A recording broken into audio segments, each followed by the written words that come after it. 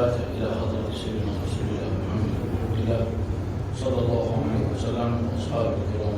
شيخ الله الفاتحة.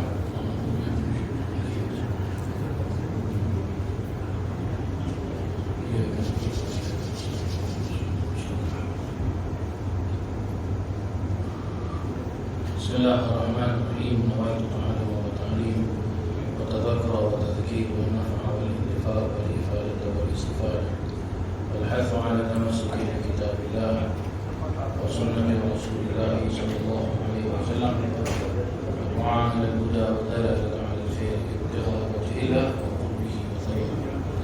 اللهم ارزقنا يا ربي فهم النبيين وحفظ المرسلين وإلهام الملائكة المقربين برحمتك يا أرحم الراحمين والحمد لله رب العالمين.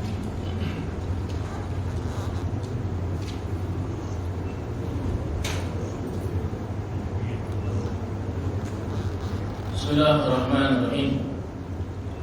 الحمد لله والصلاة والسلام على سيدنا رسول الله محمد بن عبد الله صلى الله عليه وسلم وعلى آله وصحبه ومن والاه ولا حول ولا قوة إلا بالله العلي العظيم. سبحانك لا علم لنا إلا ما علمتنا إنك أنت العليم الحكيم. قال رب اشرح لي صدري ويسر لي أمري واحلل عقدة من لساني yafqahu qawli. Alhamdulillah, bersyukur kita kepada Allah Subhanahu wa taala kita dapat berjumpa dalam keadaan sihat walafiat, dan mudah-mudahan perjumpaan kita ini diberkati oleh Allah Subhanahu wa taala. Kita akan sambung pengajian hadis kitab Riyadhus Shalihin yang disusun oleh seorang imam yang agung, yaitu Imam Zakaria Sharaf An-Nawawi rahimahullah ta'ala, ataupun dikenali dengan sebutan Imam Nawawi. Kita akan cuba baca lebih daripada satu hadis, insya-Allah. Kalau dapat baca dua, alhamdulillah. Kalau dapat baca tiga pun alhamdulillah. Bismillahirrahmanirrahim.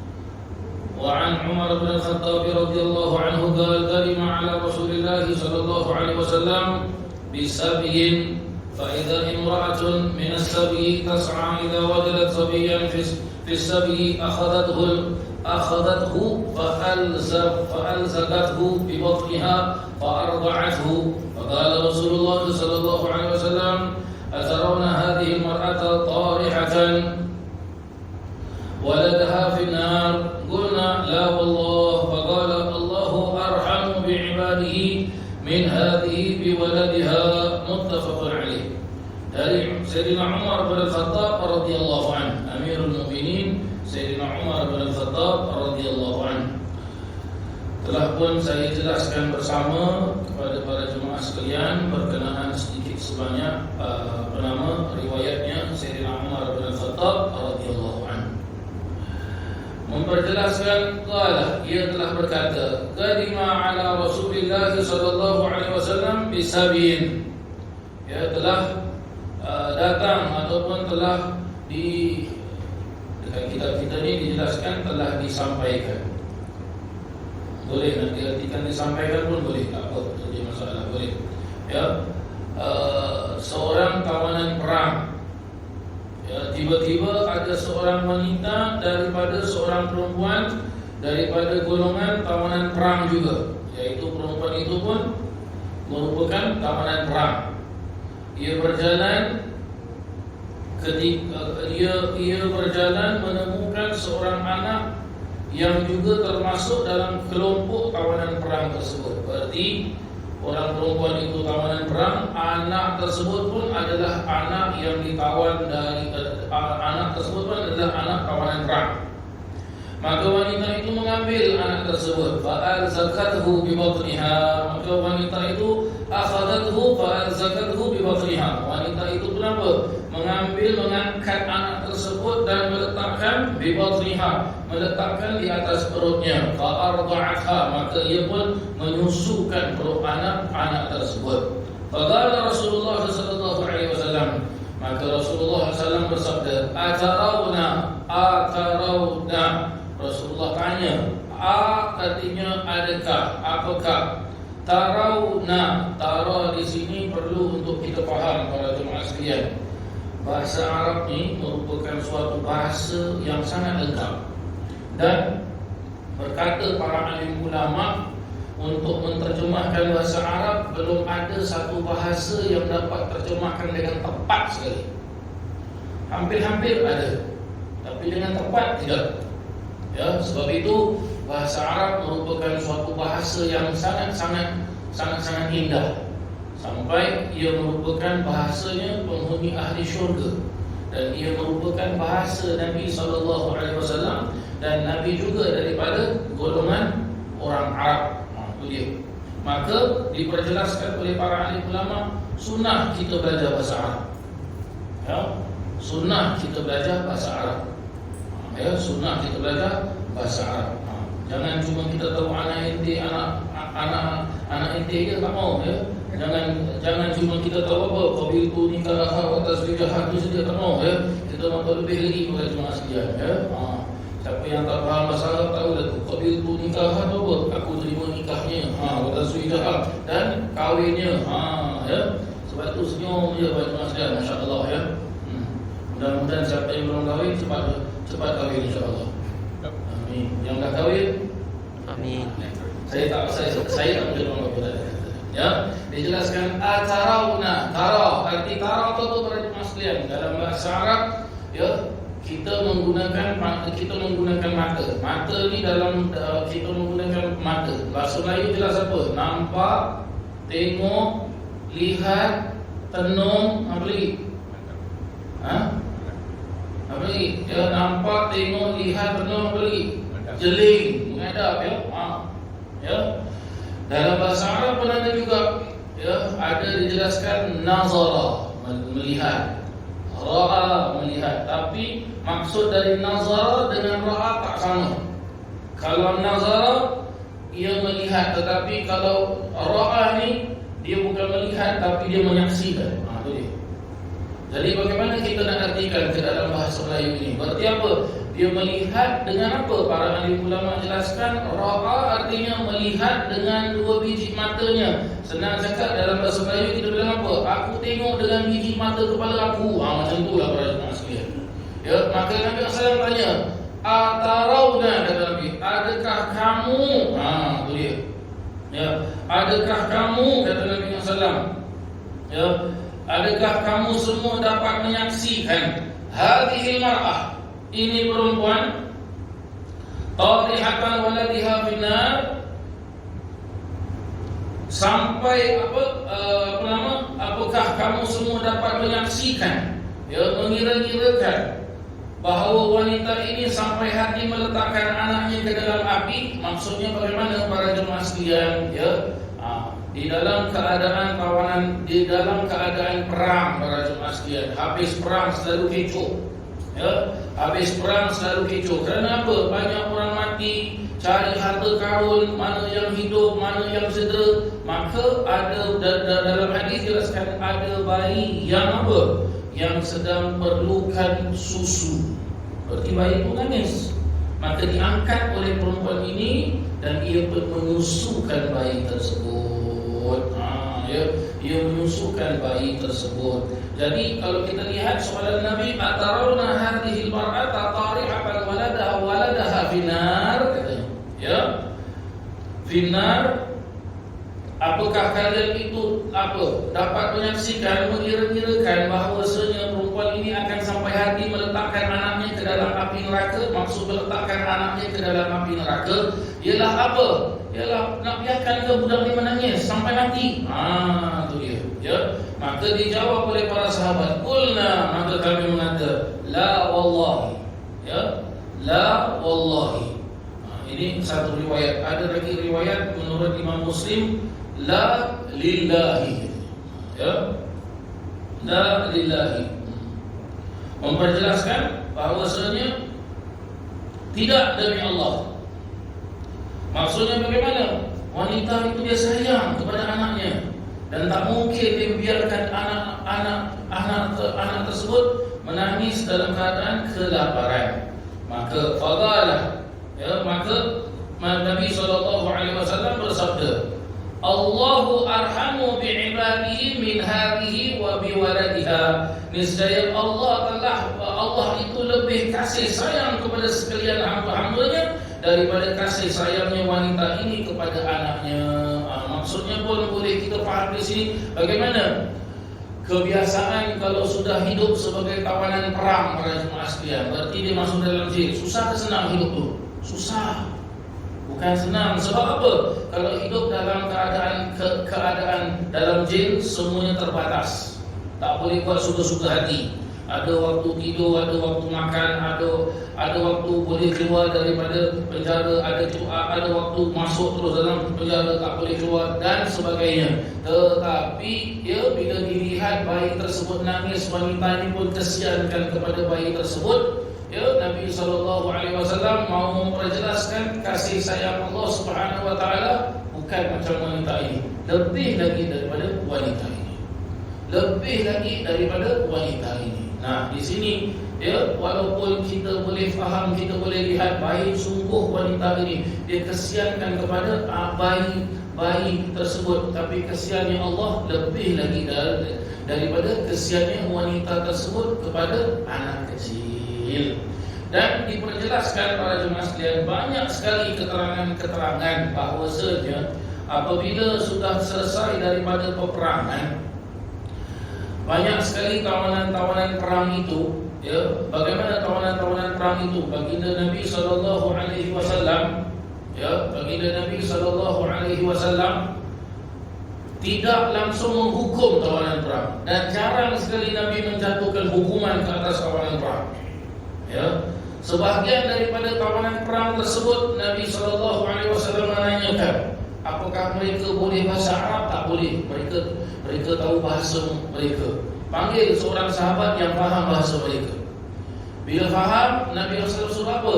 Suruh tawanan perang ini ajar kepada para sahabat-sahabat bahasa.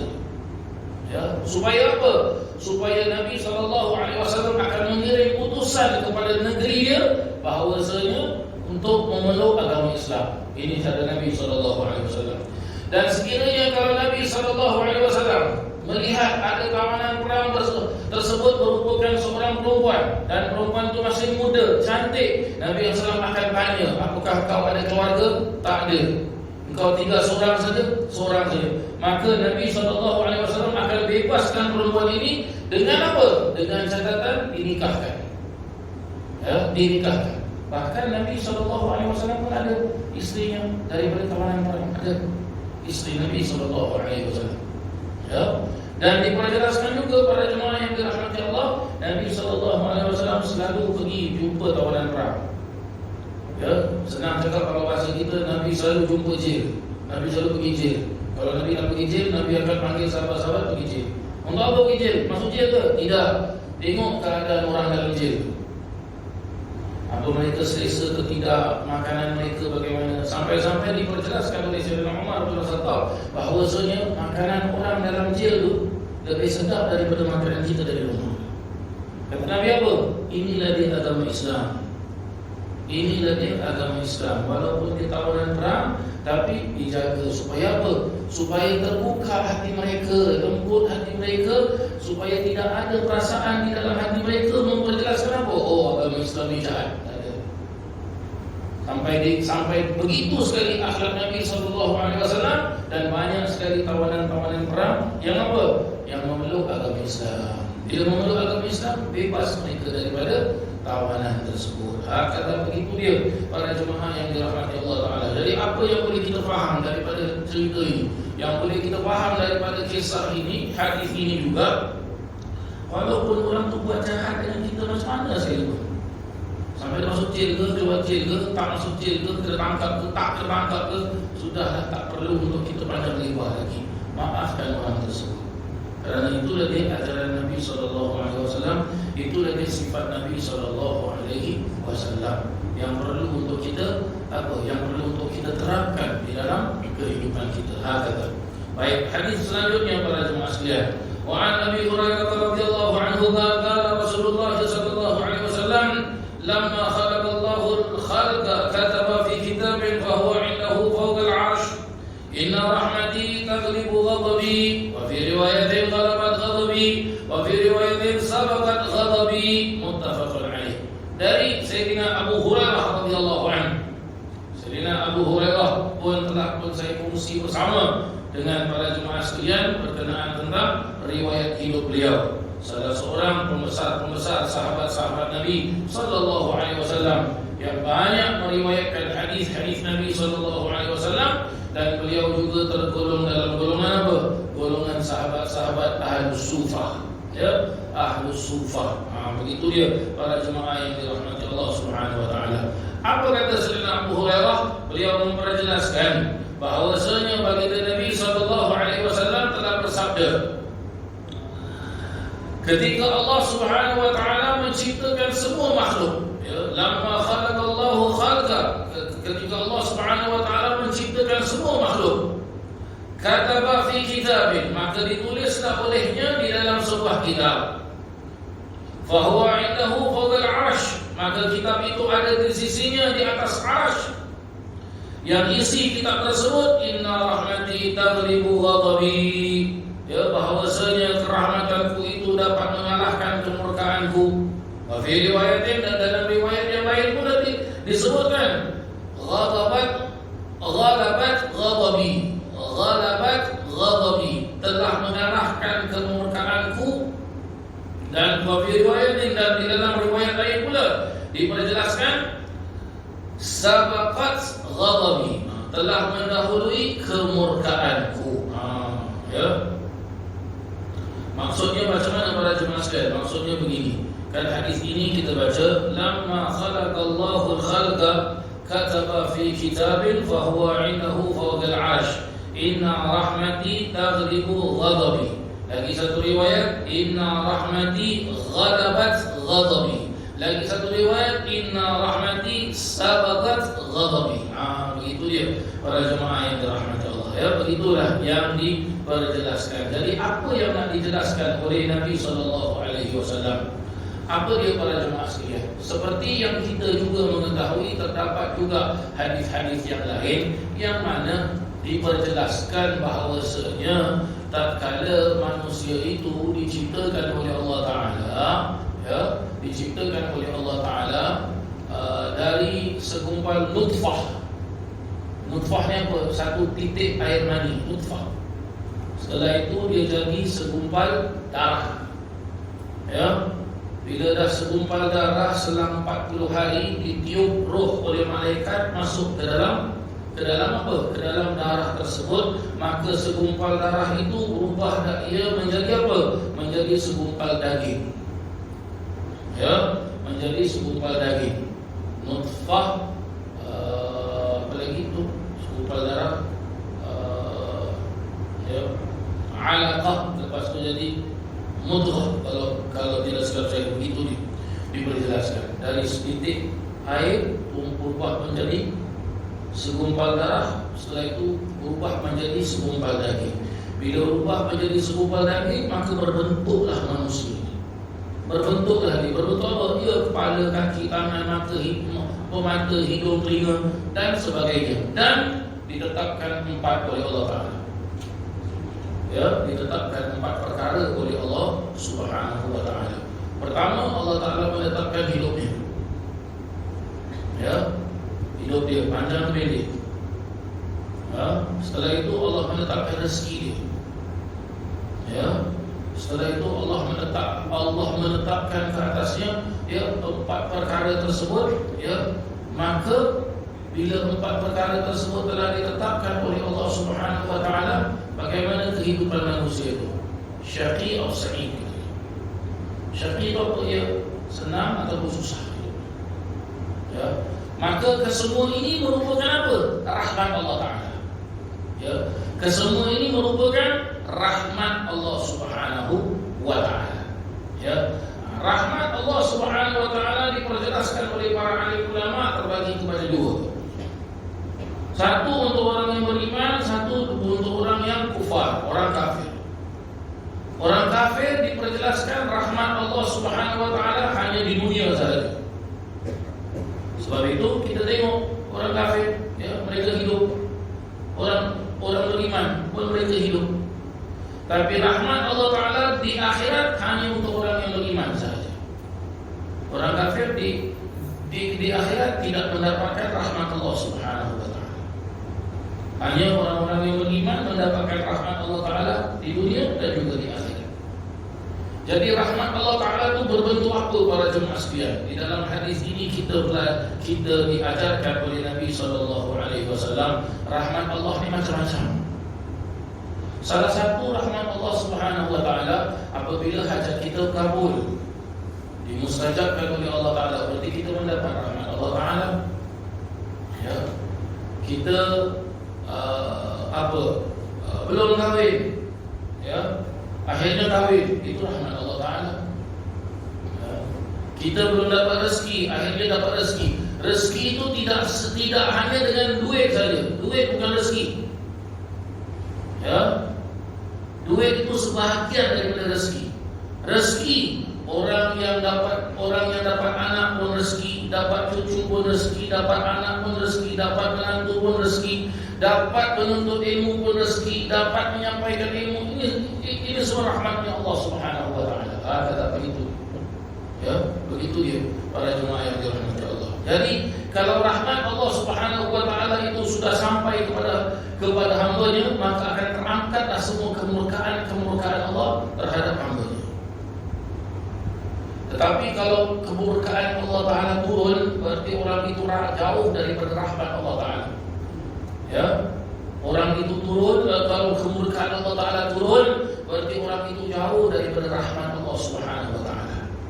Dan kalau orang itu terkena kemurkaan Allah Subhanahu wa Ta'ala, dia perlulah untuk correction dirinya sendiri. Correction macam mana? Tengok dirinya. Apakah dia ingat ke Allah ke lupa ke Allah? Sebab diperjelaskan bahawasanya orang yang beriman apabila dia terkena bala bencana, maka itu merupakan ujian dari Allah. Kalau orang yang tidak beriman, itu bukan ujian, tapi itu bala dari Allah. Bala dari Allah. Kita kena hati-hati para jemaah yang dirahmati Allah. Salah satu, ya, boleh saya katakan, betulkan kalau salah para jemaah sekalian, situasi dunia sekarang ini sebahagian besarnya bukanlah ujian, tapi bala dari Allah. Kerana manusia banyak lupa sama Allah. Yang kedua, bukan manusia lupa saja, manusia sudah berani menentang Allah. Yang ketiga, manusia menyangka dirinya pandai, maka dia apa? Dia berani untuk memutarbalikkan kenyataan, terbalik-terbalikkan hukum Allah dan sebagainya. Tak perlulah saya sebut satu persatu, tapi ini kenyataan terjadi. You like it or you don't like it, you take it. Habis cerita selesai. Ya? Habis cerita selesai. Dan dijelaskan di dalam hukum-hukum, dan dijelaskan di dalam Al-Quran, dan dijelaskan di dalam hadis-hadis Nabi SAW, dan para alim ulama juga sudah kupas hal ini. Dari segi hukum fikihnya, hukum tafsirnya, hukum hadisnya, hukum tauhidnya, apalagi hukum tasawufnya, dan segala macam. Dan itu pas dah oleh para alim ulama. Kita dah tak payah nak kupas lagi para jemaah sekalian. Tak payah nak kupas. Sebab kita tak sampai kepada level ulama. Ikut ulama sudah selesai. Habis itu. Ikut ulama sudah selesai. Ya, lagi senang para jemaah sekalian. Jangan sampai kita ingkar kepada ulama. Jangan sampai kita try nak jadi ulama. Ini tak boleh pada jemaah sekalian. Ya, sebab kita terlalu sangat banyak lemah. Ya, apatah lagi lemah dia full cream susah sikit pada ya, susah sikit pada jemaah sekalian. Ya, barulah tahu satu hadis, barulah baca satu kitab, ya, barulah khatam sekali saja. Seperti apa? Aku pun alim juga. Para alim ulama terdahulu, ya, ini kitab Riyadhus Shalihin ini adalah makanan mereka. Para alim ulama terdahulu, hadis-hadis Nabi SAW mereka lebih faham daripada kita. Ya, Seperti salah satu ulama besar pada jemaah sekalian, ulama besar, ya, beliau itu membaca dan dan hafal, ya, dan khatam kitab hadis Imam Bukhari itu ada ulama jelaskan 100 kali. Ada ulama jelaskan lebih daripada 100 kali. Ya, dan beliau digelar sebagai apa? Sebagai seorang muhaddis, seorang al-hafidh, seorang al-musnid. Oh, zaman sekarang susah kita mencari orang seperti itu. Al-muhaddis, orang yang boleh meriwayatkan hadis. Al-hafidh, al-musnid berarti apa? Orang yang hafal hadis sanad dan matan, dan lebih daripada 100,000 hadis mereka hafal. Sanad dan matan itu bagaimana? Contoh begini, ya. Awak dengar hadis dari saya dengar hadis dari guru saya dengar hadis daripada gurunya ke guru, sampailah ketemu salah satu daripada sahabat-sahabat Nabi sallallahu alaihi wasallam, yang sahabat Nabi itu memperjelaskan qala Rasulullah sallallahu alaihi wasallam. Sebab itu ada pepatah-pepatah para alim ulama, sekiranya kalau kau jumpa ulama seperti ini, ya, ulama seperti ini, maka gantungkan hidup kau pada mereka. Gantungkan hidup apa? Ya, ikut caranya. Sampai-sampai dijelaskan oleh para alim ulama, kalaulah katanya, contohnya dikasih contoh apa? Kalaulah ulama tu dia minum air dengan dia pegang gelas macam gini, dan dengan dia relax gini ke, kau pun ikutlah cara macam gini. Sebab apa? Memang Rasulullah buat macam gini. Itu maksud dia pada maksudnya. Jadi bagaimana? Dah tak payah soal lagi dah. Dah tak payah soal. Yang perlu disoal tu kita. Kau duduk macam ni betul ke? Itu dia. Ya, contoh dia, begitu dia para jemaah sekalian. Ini saya kasih contoh. Ya, jadi begitulah dia rahmatnya Allah Taala, kemurkaannya Allah Subhanahu Wa Taala. Dan Allah kalau sudah murka pada jemaah sekalian, tidak ada satu kuasa pun yang boleh menahan kemurkaan Allah Taala. Tak ada. Tak ada satu kuasa pun yang boleh stop. Allah kalau sudah mengizinkan, Allah kalau sudah turunkan, ya, kemurkaannya, walaupun itu air sungai, dia kalau banjir pada maksudnya. Walaupun dia itu langit, walaupun dia itu angin yang kita pergi tepi laut, kena angin laut sedap, ya, tapi kalau sudah dijadikan puting beliung sama Allah Taala, maka dia akan jadi twister, dia akan jadi, ya, puting beliung. Air laut yang kita tengok, wah, ombak dia best. Kalau Allah sudah murka, Allah nak naikkan air laut tu, dia akan naik air laut tersebut. Walaupun tak boleh ustaz, rumah saya tinggi tingkat 25, Allah akan naikkan ombak laut tersebut lebih tinggi daripada tingkat 25. Maka kita dah tak boleh lagi dah. Sebab itu kita perlu banyak-banyak apa? Memohon kepada Allah Taala, berdoa kepada Allah Taala, bersujud pada Allah Taala, dan apapun yang terjadi ke atas muka bumi Allah Subhanahu Wa Taala, ini semua ketentuan Allah Taala. Kita setakat doa, ya. Tengok di dalam Al-Quran tu, kalau tidak silap ada ayat Al-Quran tu Allah Taala jelaskan apa?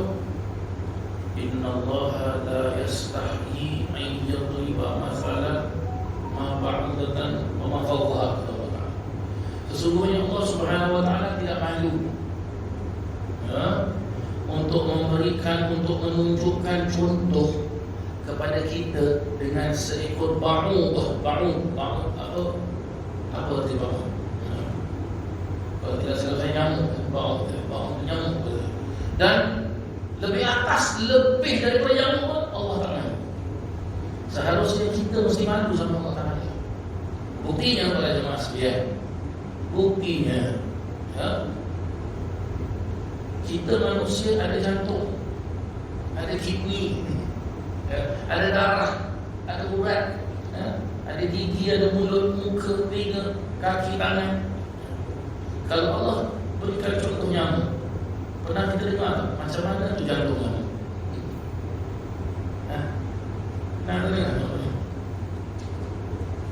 Allah mengasih kita contoh supaya kita faham diri kita ni siapa sebenarnya. Diri kita ni siapa sebenarnya? Nyamuk tu masih berbentuk dan masih boleh kita nampak nyamuk tersebut. Ya. Kalau nyamuk yang apa tu, yang demam sakit, Aedes, kalau kita dapat bunuh dia, kita tengok nyamuk tu dia berkala kan, hitam putih kan. Okey. Ini Omicron ke, Covid ke, bentuk macam mana? Pernah jumpa dia berkala? Satu benda yang sangat-sangat kecil yang tak dapat kita tengok dengan mata kita. Entah orang sebelah kita ke, orang jauh dari kita ke, orang pegang kita ke, tak pegang kita ke dan sebagainya, kita pun boleh jangkit. Kita pun boleh jangkit. Dah diajarkan dalam agama Islam. Bukan vaccination tak bagus. Bagus vaksin tu, ambil vaksin tak apa. Tapi jangan kita bilang, aku dah ambil vaksin ni okey lah. Kita orang Islam, vaksin tu alat saja. Alat saja, perantaraan saja. Tapi pada hakikatnya, ya, kita orang Islam, untuk selamatkan kita, Allah sebut dalam Al-Quran, tatajafa junubuhum 'anil madaji'i yad'una ila, dalam surah Alif Lam Mim Sajadah. Ya, fadilatnya orang-orang yang tinggalkan tempat tidur mereka, dia tinggalkan tilam dia, bantal dia, selimut dia, dan dia bersujud pada Allah Ta'ala. Orang dia dikorbankan waktu penat dia, waktu tidur dia, tapi sujud pada Allah Ta'ala. Itu vaksin paling besar. Itu vaksin paling besar, sampai-sampai diperjelaskan oleh para alim ulama, 2 rakaat atau di tengah malam lebih baik daripada ibadah selama setahun berpuasa. 2 rakaat saja. Dan para alim ulama kita tidak pernah meninggalkan qiyamul lail 2 rakaat. Apatah lagi Al-Quran tak pernah tinggalkan. Tadi lepas asar kita ada baca Hadrabah Saudan. Salah satu daripada bacaan Hadrabah Saudan itu, Ya Arhamar Rahimin, Ya Arham, ya. Penulisnya siapa? Al-Habib Abdullah bin Husain bin Tahir. Gurunya Al-Habib Ali Al-Habsyi. Allah Al-Habsyi masih kecil, masih baby. Ya. Kata Habib Abdullah bin Husain bin Tahir, setiap kali bila aku membaca Al-Quran, ya, sedap aku rasa dalam mulut, manis, macam manis madu. Sebab itu kadang-kadang di bulan Ramadan, di siang hari, aku tak baca Quran. Aku diam dalam aku, hanya hati aku sudah bergerak dengan Al-Quran. Kerana apa? Aku dapat rasa manisnya Al-Quran itu seperti manis madu, dan aku khawatir batal puasa. Ini sebab tu tadi saya dah cakap, ini ulama atau pada masalah orang Bali, kita tak sampai ke level. Ya, kita baca banyak-banyak pun tak pernah rasa manis. Tekak kering lagi ada benar. Betul. Ya. Kita baca Al-Quran pun tak rasa nikmat dia. Ya, bila baca Quran, kau baca dulu lah. Orang alim ulama tak pernah tinggal. Sampai-sampai salah satu amalannya Al-Habib Abdullah bin Husain bin Tahir, bila beliau solat duha, setiap 3 hari dalam solat duhanya khatam Quran.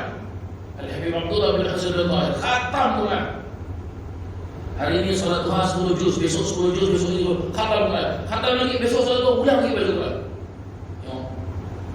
Sebab itu orang dulu-dulu, kemurkaan Allah Ta'ala, balaknya Allah Ta'ala jarang turun. Sekarang ni banyak balanya Allah Ta'ala, ya. Kemurkaan Allah Ta'ala ni banyak turun. Sebab apa? Jarang orang beribadah seperti ini. Di zaman Al-Habib Abdullah bin Husain bin Tahir, ada seorang ulama besar juga, ya, yaitu Al-Habib Hasan bin Salih Al-Bahar. Bila beliau dengar Habib Abdullah bin Husain bin Tahir boleh buat demikian, beliau buat apa para jemaah sekalian?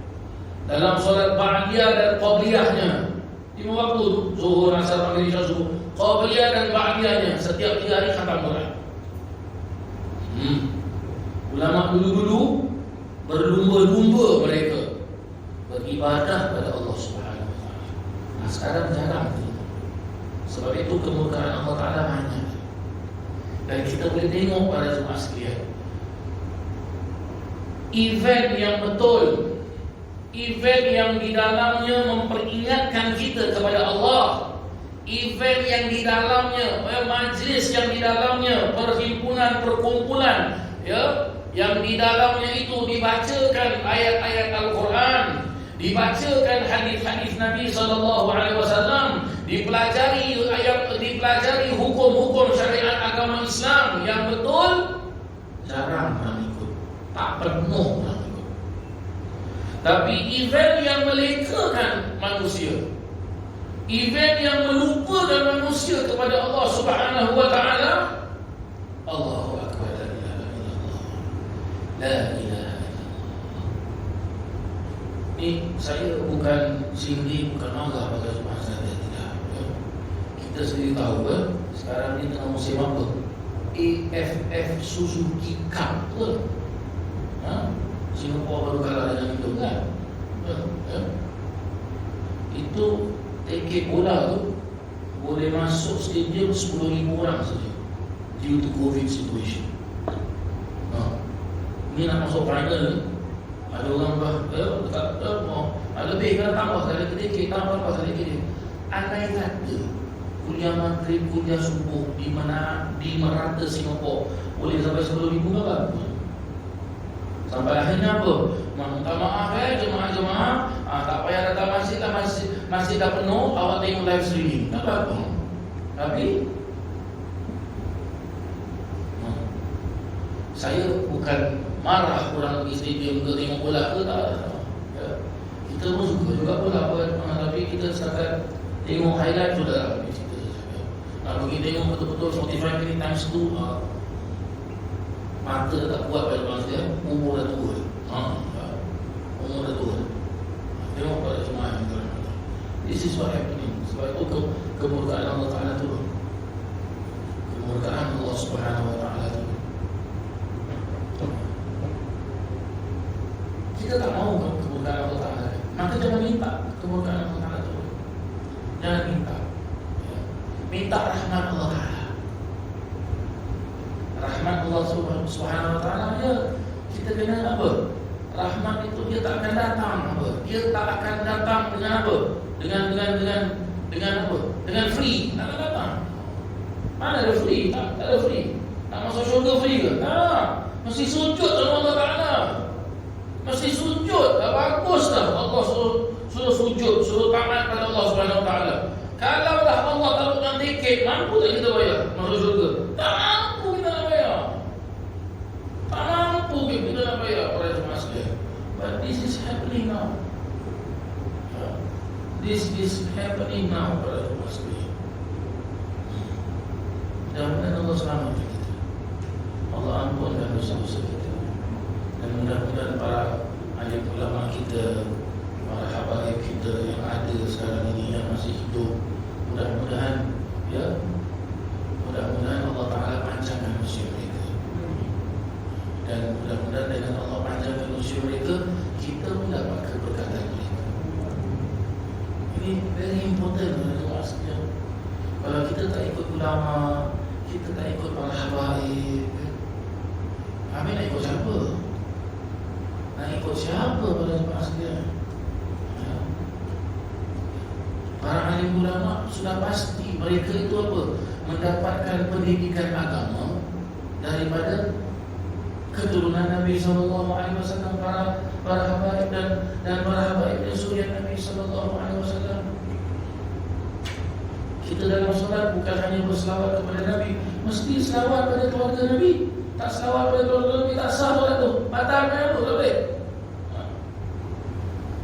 Sampai ada sebagian hukum fikih itu menjadi syarat, sebagian hukum fikih itu menjadi sunat abad. Tak boleh ditinggalkan suka-suka. Kalau tinggalkan suka-suka, tak sah, sudah batalnya. Kena ingat pada jemaah yang dirahmati Allah. Ya, seram kita tengok para jemaah sekalian.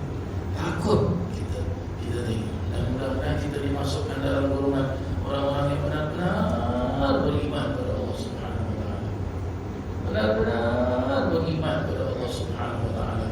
Dan mudah-mudahan kita digolongkan dalam golongan orang-orang yang benar-benar ikhlas beribadah kepada Allah taala. Dan mudah-mudahan Allah kurniakan kita kesehatan supaya kita dapatkan nikmatan ibadah walaupun 2 rakaat. Walaupun 2 rakaat. Ustaz, tak mampu lah saya nak baca Al-Quran macam-macam Ustaz, tapi tiap-tiap hari Khamis malam Jumaat saya sempatkan diri saya dengan ahli keluarga saya baca Yasin. Mudah-mudahan kita mendapatkan kehayatan dan juga kita mendapatkan nikmat sedap manisnya baca Yasin. Fadilatnya besar.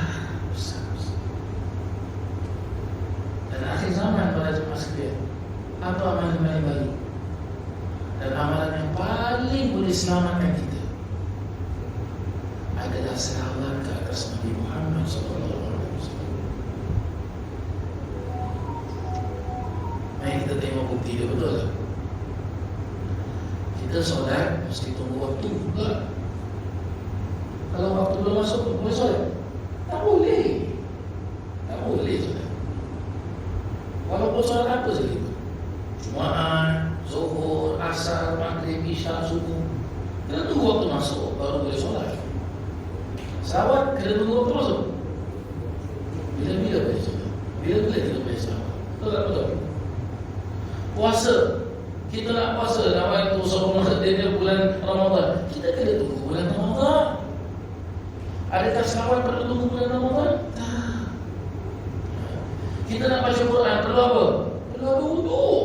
La yamassuhu illa al-mutahharun. Allah Ta'ala sebut sini di dalam Al-Quran surah Al-Waqi'ah, jangan kau menyentuhnya kecuali kau dalam keadaan suci.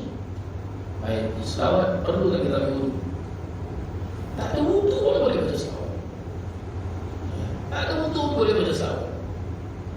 Kita nak pakai ihram, kat mana perlu kita pakai ihram? Tak Makkah. Sebab kita menunaikan umrah, menunaikan haji. Baik, bila kita nak selawat perlu tak kita pakai ihram? Tak perlu. Mesti dekat Mekah ke? Tak. Mesti dekat depan Kaabah ke? Tak. Dalam keadaan sedih, gembira, sayang, marah, tak ibadah ataupun ibadah, senang sekali. Dalam keadaan baik ataupun jahat, boleh selawat. Boleh selawat. Untuk selawat adalah apa? Amalan paling baik. Amalan paling baik. Tapi janganlah sampai kita tak sembahyang. Tak apa Ustaz, saya tak sembahyang, tapi setiap hari saya selawat 100 kali. Allah, tak maulah macam tu. Kita kalau boleh sembahyang, selawat pun selawat. Begitu kita mau. Jangan pula kita jelaskan, Ustaz, baca Quran baik ke baca selawat baik? This one soalan very naughty lah. Ya Allah, ya Rabbi, ya Karim. Very naughty soalan ni. Kenapa very naughty? Ya lah. Ya. Habis kalau kita bilang, baca selawat lagi baik. Ustaz rendahkan Quran. Habis baca Quran. Ustaz tak korban Nabi. Sebab itu saya bilang soalan ni naughty. Seharusnya kita kena tahu Al-Quran itu diturunkan kepada siapa? Nabi Muhammad sallallahu alaihi wasallam. Hukum-hukum syariat Allah Ta'ala diturunkan kepada siapa?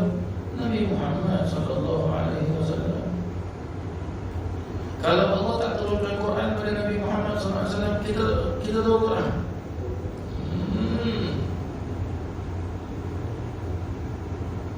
Tengok dekat dalam Al-Quran, Allah perintahkan kita untuk selawat kepada Rasulullah. Allah sendiri selawat kepada Rasulullah. Tak pernah kita dengar Allah selawat kepada Nabi Adam, Nabi Sulaiman, Nabi Ibrahim, Nabi Yahya, Nabi Zakaria. Ya ayyuhalladzina amanu sallu, kata Allah Ta'ala. Masya Allah.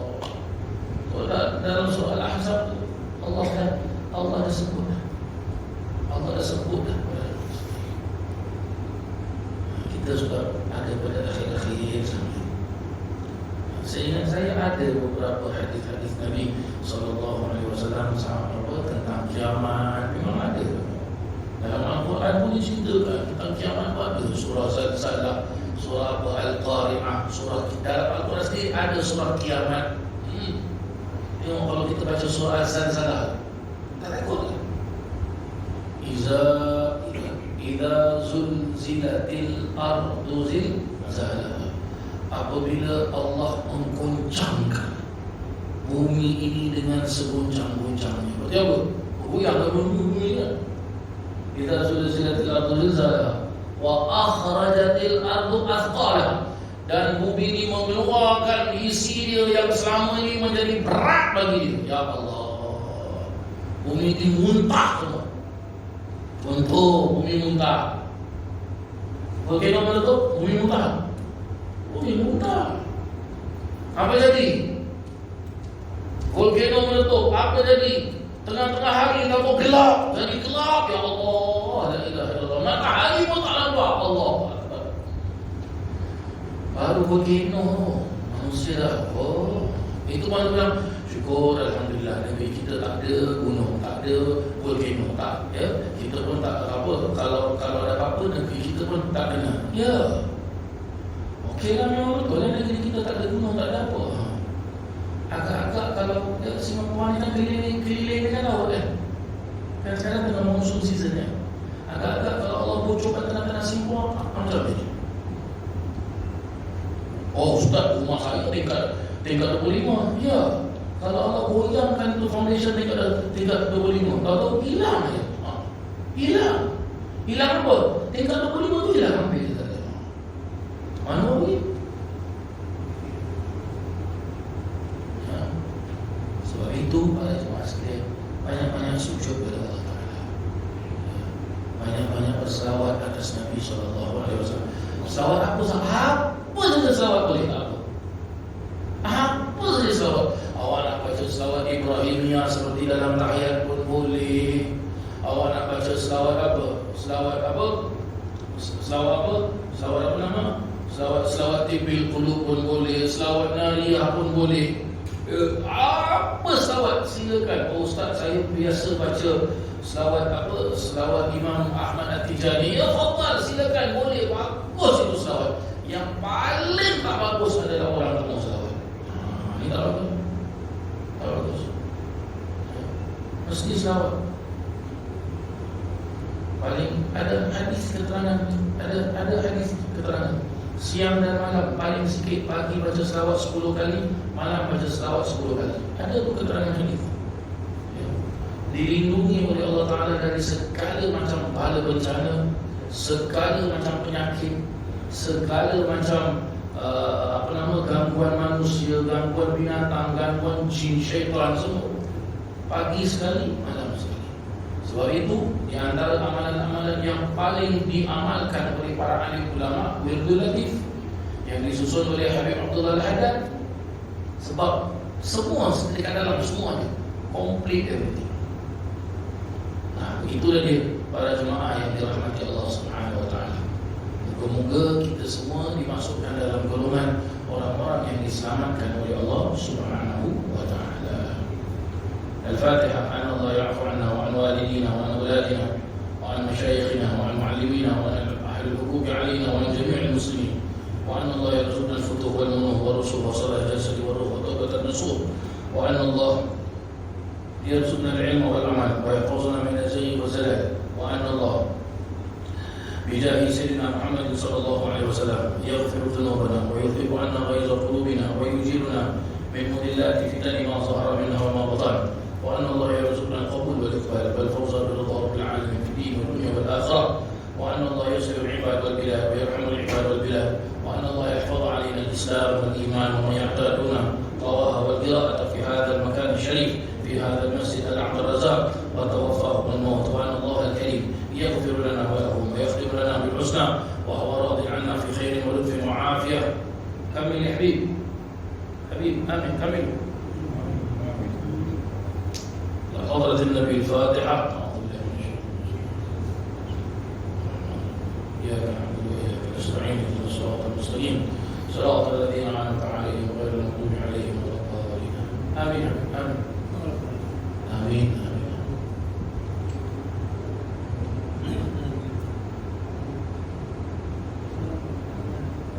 Alhamdulillahirabbil alamin. Taqabbalallahu